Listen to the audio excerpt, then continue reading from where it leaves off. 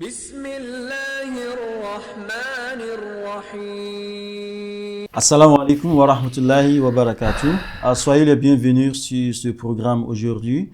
Nous sommes sur l'émission des relations entre les musulmans et les non-musulmans. Inch'Allah, aujourd'hui, on veut aborder le sujet d'abrogation et le verset de l'épée. Avec moi dans ce studio aujourd'hui, le frère Amousan Abdel Ghaffar et aussi le frère Rabiou Abdel Ghaffar. Assalamu alaikum. Wa alaikum salam wa rahmatullah. Moi, c'est Teslim Adiyéman. Soyez les bienvenus. Merci. Donc, Inch'Allah, quand on parle de l'abrogation, il y a certains musulmans qui disent que tous les versets qui prescrivent les bonnes relations, les relations amicales entre musulmans et non-musulmans ont été révélés à la Mecque. Et après ces versets, à l'époque du prophète sallallahu alayhi wa sallam, lorsqu'il était à Médine, Allah a révélé les versets qui prescrivaient la guerre, l'agression entre les non-musulmans, entre les musulmans et les non-musulmans. Et il développe une théorie d'abrogation et l'implication de cette théorie d'abrogation quand on les applique sur ces versets, cela veut dire que les versets qui sont venus après les premiers versets de la Mecque abrogent ou même abolissent les versets qui sont venus avant eux. Cela veut dire que tous les versets des guerres qui sont venus lorsque le prophète sallallahu alayhi wa sallam était à Médine ont abrogé tous les versets qui parlaient des bonnes relations, de l'amitié amicale entre musulmans et non-musulmans. Et la question aujourd'hui, c'est que, est-ce que les musulmans peuvent établir des relations amicales avec les non-musulmans? Parce qu'on a parmi des musulmans quelques éléments qui disent que, à cause des versets de la guerre que Allah a révélé dans le Coran, il est impossible d'avoir des bonnes relations avec les non-musulmans. Donc, nos relations entre musulmans et non-musulmans doivent être cernées par des conflits, par des agressions. Est-ce que c'est ce que le Coran nous enseigne? Est-ce que cela est ce que la sunna du prophète sallallahu alayhi wa sallam nous enseigne? Est-ce que vraiment les versets qui ont été révélés à la Mecque, qui prescrivent des bonnes relations entre musulmans et non-musulmans, ne sont plus valables aujourd'hui? Voilà la question que nous venons. Donc, ma première question va à Monsieur Robien. Est-ce que vraiment les versets qui prescrivent des bonnes relations entre musulmans et non-musulmans ont été vraiment abrogés ou même abolis par des versets comme le verset de l'épée dans le Coran? Est-ce que c'est vraiment le cas dans le Coran? Ok, merci Monsieur Teslim. Évidemment, c'est un argument qui est connu parmi les juristes musulmans, même s'ils sont peu. C'est pas tous les juristes musulmans qui supportent cet argument que les versets qui supportent la paix, qui supportent l'amitié parmi les musulmans et les non-musulmans sont abolis par le verset de l'épée. Il n'y a aucun verset dans le Coran qu'on appelle le verset de l'épée. Et aussi, si on cherche dans les hadiths de Rasulullah sallallahu alayhi wa sallam, on ne peut jamais avoir des hadiths qui parlent du verset de l'épée. Donc, ces arguments n'ont pas de support dans le Coran et n'ont pas de support dans le sunna de Rasulullah sallallahu alayhi wa sallam. On voit dans le Coran, Surat al-Baqarah, le verset qui dit « Combattez sur le sentier d'Allah ceux qui vous combattent ». Dans ce verset, il est clair que les musulmans sont ordonnés de combattre ceux qui les combattent. Pour établir ces évidences, on doit mieux avoir des versets qui ont annulé les versets que Allah parle de l'amitié parmi les musulmans qui les affrontent pas, parmi les musulmans qui les battent pas. Ces contradictions n'ont pas de support avec le Coran et le sunna de Rasulullah sallallahu alayhi wa sallam. Et on voit mieux que tous les versets de paix parmi les musulmans et les non-musulmans sont des versets qui parlent des non-musulmans qui sont pour la paix avec les musulmans, qui veulent vivre paisiblement avec les musulmans. Mais si on voit tous les versets le verset appelé le verset d'épée est le verset que Allah dit aux musulmans de combattre ceux qui les combattent.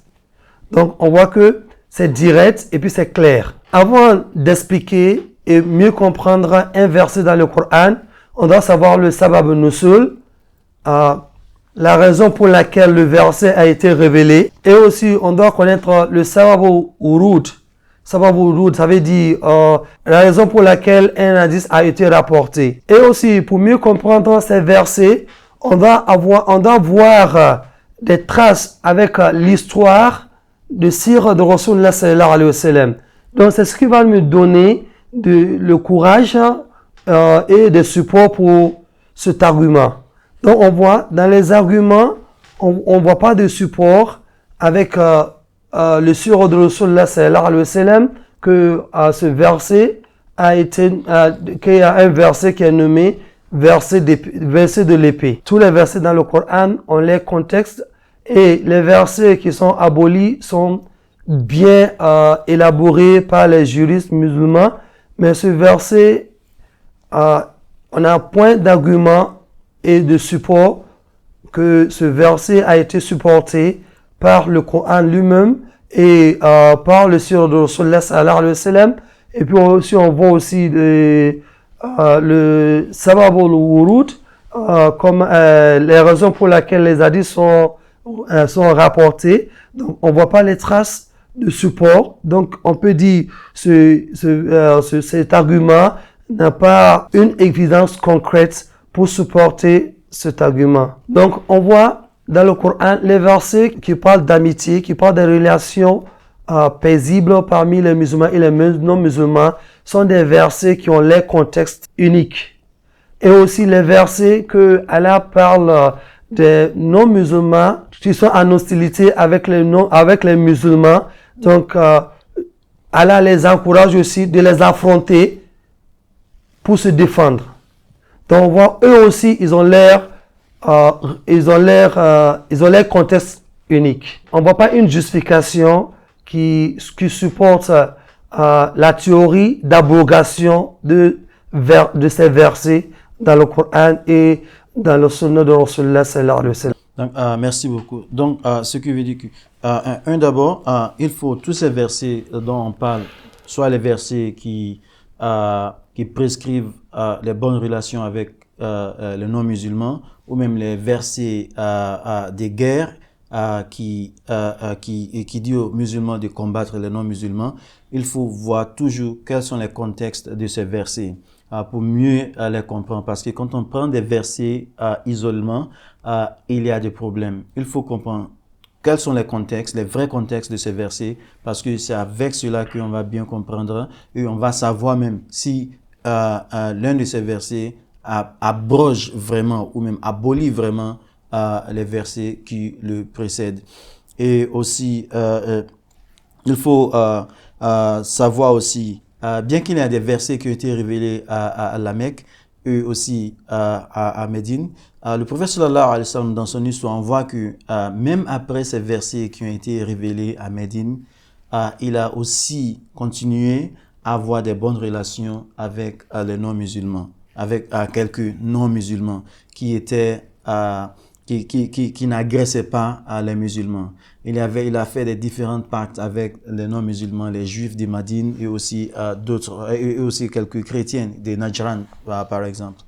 Donc, cela nous donne l'impression que il n'est pas possible de dire que quelques versets ont abrogé, quelques versets qui ont été révélés à Médine, ou même les versets dont on parle, n'ont pas abrogé les versets qui ont été révélés à la Mecque, les versets qui parlaient des bonnes relations avec les non-musulmans. Je vais toujours pousser cette question, mais je reviens à vous, monsieur Moussa.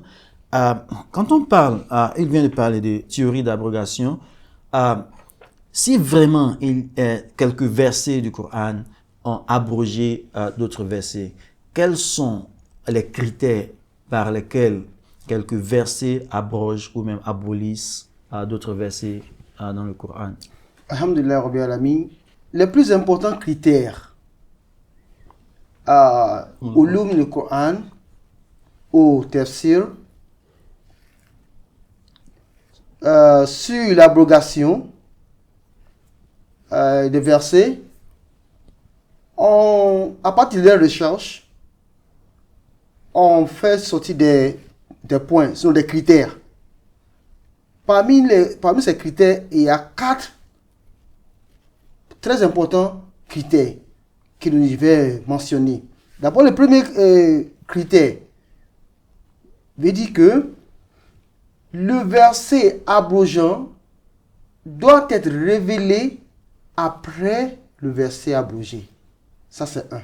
Le deuxième critère stipule que les deux versets doivent avoir des applications juridiques. Des applications juridiques. Pas seulement un des versets qui résultent des histoires, mais c'est-à-dire que ces versets-là doivent être bien analysés, et à partir desquels on peut dériver des règles juridiques. Le troisième critère, les deux versets qui se contradisent doivent être une véritable contradiction, c'est-à-dire qu'il ne devrait pas y avoir entre les deux une conciliation. Ça doit être réel. Ils ne doivent pas être complémentaires. Le quatrième critère développé par les érudits du Coran, ils disent que ils doivent avoir un abandon absolu des règles émanant des versets précédents. Vous voyez? Si ces 4 conditions sont remplies par des versets dits abrogeants, ou bien l'un abroge l'autre, si ces conditions sont remplies, on pourra dire ils ont raison. Alors que en vérifiant tous les versets dont ils ont fait mention, aucun de ces versets remplit ces conditions. Cela veut dire que ceux qui disent ceci, ils n'ont pas bien pensé, sinon c'est une pensée erronée de leur part. Allah lui-même a dit dans le Coran qu'il a fait descendre des versets coraniques qui ne présentent aucune contradiction. Donc, avant d'interpréter les versets, ou bien faire la comparaison des versets, il faut l'étudier, il faut approcher les savants, ceux qui ont fait de leur occupation première l'étude du Coran. Ils vont plus mettre la lumière sur ce qui vous paraît un peu incompréhensible. On voit à travers donc ces 4 critères que s'il n'y a pas, après des recherches, on voit qu'il n'y a pas de verset. Ou bien ceux qui disent cela ne présentent pas des versets, ou bien des hadiths interprétant des versets coraniques, montrant une contradiction entre eux. Cela veut dire qu'il faut qu'il y ait plus de recherche critique, sinon ce qui appelle plutôt une prudence absolue pour éviter de commettre des erreurs dans l'interprétation. Donc, si vous n'avez pas de preuves concrètes dans le Coran, et dans le hadith du prophète Mohammed sallam, interprétant ces versets, alors il ne faut pas faire sortir cela aux gens de savoir. Mais il est plutôt mieux de s'approcher, comme il dit tout à l'heure, de ceux qui connaissent, les maîtres en la matière, qui pourront vous éclaircir sur ce qui vous paraît un peu, sinon ce qui vous paraît difficile à comprendre. Avant de terminer, j'aimerais qu'on essaie de voir ce verset coranique où Allah nous dit, c'est soit Baqarah, verset 190, que combattez ceux qui vous combattent. On voit là qu'il y a une condition déjà. Alors que à partir des critères que l'on a mentionnés, il n'y a pas de condition. Combattez. Il faut généraliser. Alors ici, il y a une condition. Même il y a d'autres versets qui disent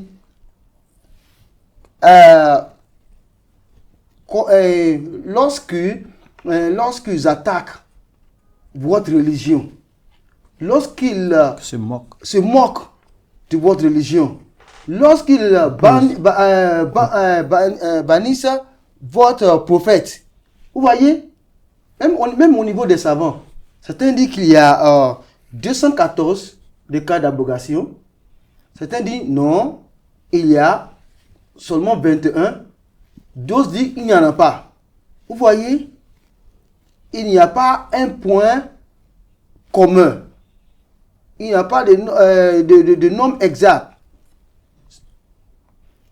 Et ce qui n'est pas concret, cela veut dire que il y a un problème là. Donc il faudra faire très attention lorsqu'il s'agit des versets coraniques. Qu'Allah nous donne plus de connaissances. Merci beaucoup. Je crois que toujours sur ce cas d'abrogation dans le Coran, j'aimerais relever ici encore le verset de l'épée, et la question c'est pour Monsieur Rabi. Le verset du Coran, chapitre 9, verset 5, il y a des gens qui disent que non, ce verset annule toute relation, annule tout enseignement de l'islam dans les autres versets, dans les versets qui le précèdent dans la révélation, que tout ce verset annule tous les enseignements de la paix et de la coopération et même de l'existence paisible avec les non-musulmans qui ne sont pas hostiles, qui ne combattent pas les musulmans. Est-ce que ce verset du chapitre 9, verset 5 dans le Coran, est-ce que ce verset prescrit d'être agressif non seulement aux non-musulmans combattants, mais aussi aux non-musulmans qui ne nous combattent pas, les non-musulmans qui vivent avec nous paisiblement? Est-ce qu'en tant que musulmans, le message de ce verset est de les combattre, est de les tuer partout là où on les trouve, sans provocation, sans qu'ils nous provoquent, sans qu'ils se moquent de notre religion, sans qu'ils nous fassent du mal. On les voit seulement et on commence à les égorger, on commence à les tuer. Est-ce que c'est le message de ce verset? Ok, merci M. Teslim. Alhamdulillah, pour mieux comprendre un verset coranique, il faut toujours essayer de lire les 5 versets qui précèdent ce verset et les 5 versets qui viennent après ce verset. Si on voit les premiers versets, on voit que ce que Allah dit au verset 4 est plus explicite. Quand on parle du verset de l'épée, de quel verset on parle? J'aimerais citer ce verset. Après que les mois sacrés appirent, tuez les associateurs où que vous les êtes trouvés, capturez-les, assaisis-les et guettez-les dans toute embuscade.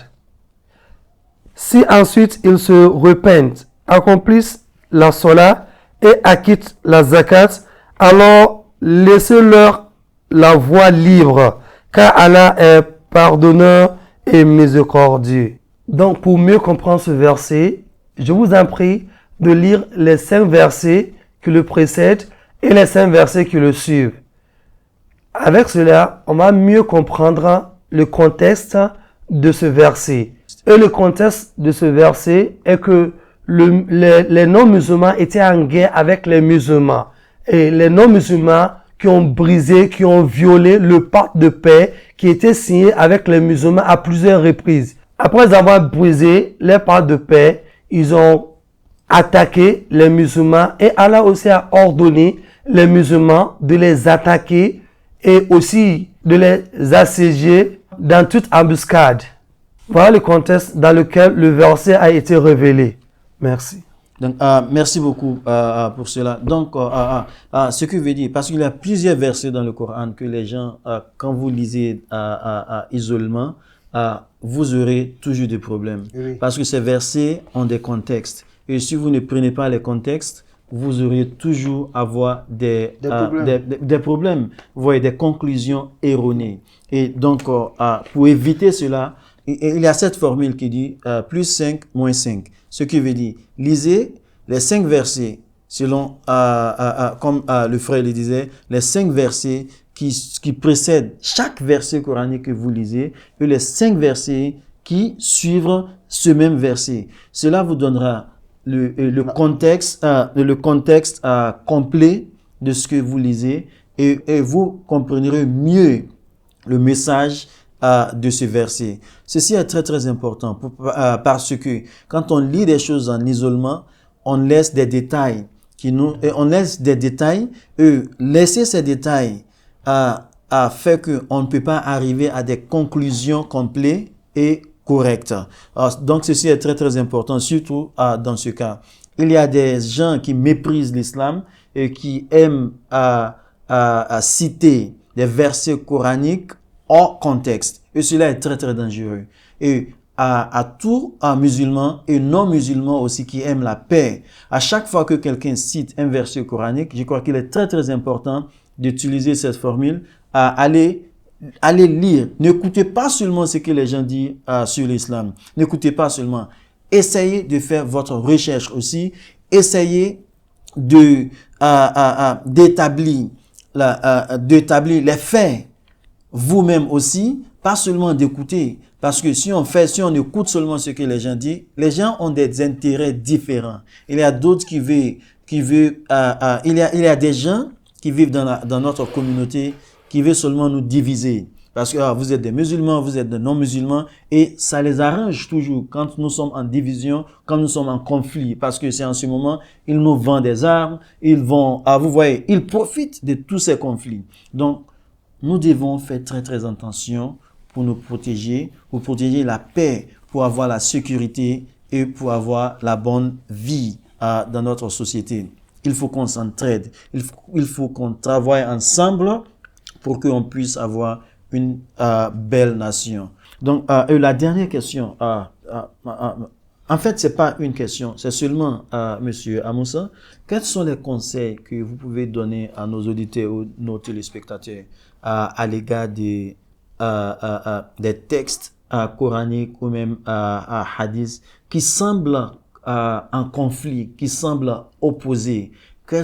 Quand vous lisez des textes, 2 textes par exemple, ceci dit ceci et ceci dit cela, et il semble qu'ils sont opposés.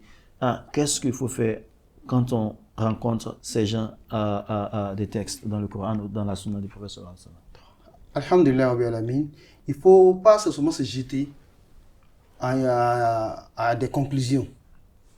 Vous avez déjà dit, l'un des conseils que j'aimerais donner, c'est d'abord lorsque vous avez en face de vous ou bien quelqu'un d'autre vous cite un verset coranique et cette personne s'appuyant sur une idée arrêtée que c'est ceci, vous aussi ne vous joignez pas.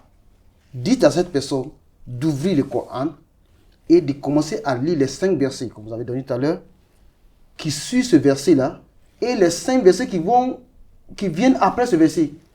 Le sens, sinon le contexte dans lequel le verset a été révélé sortira. Ils vont comprendre que ces versets ne se contredisent pas. Ça, c'est un. Et de deux, il faut étudier les directives données par les spécialistes des domaines concernés, Ulum al-Quran, Ulum al-Hadith, Usul al-Fiqh et bien d'autres. Vous verrez que si vous suivez donc les directives de ces savants, là, de ces spécialistes, on comprendra que certaines idées qu'on avait de certains versets ne sont pas vraiment ces idées-là, ce ne sont pas tout à fait correctes. Si bien aussi le maxime, il y a le maxime qui dit que, je vais lire, la certitude n'est pas annulée par le doute. Il y a le maxime qui dit la certitude, ce qui est sûr, sans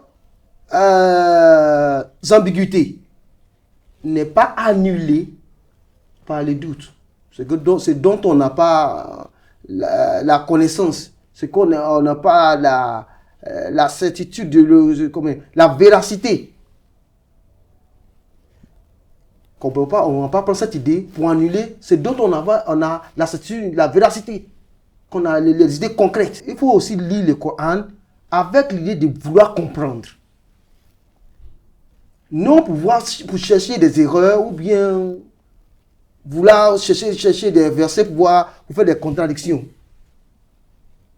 Vous verrez que ce que vous faites, les recherches donc, que vous cherchez, sinon les recherches que vous voulez faire dans le Coran, vos doutes, vos recherches seront satisfaits.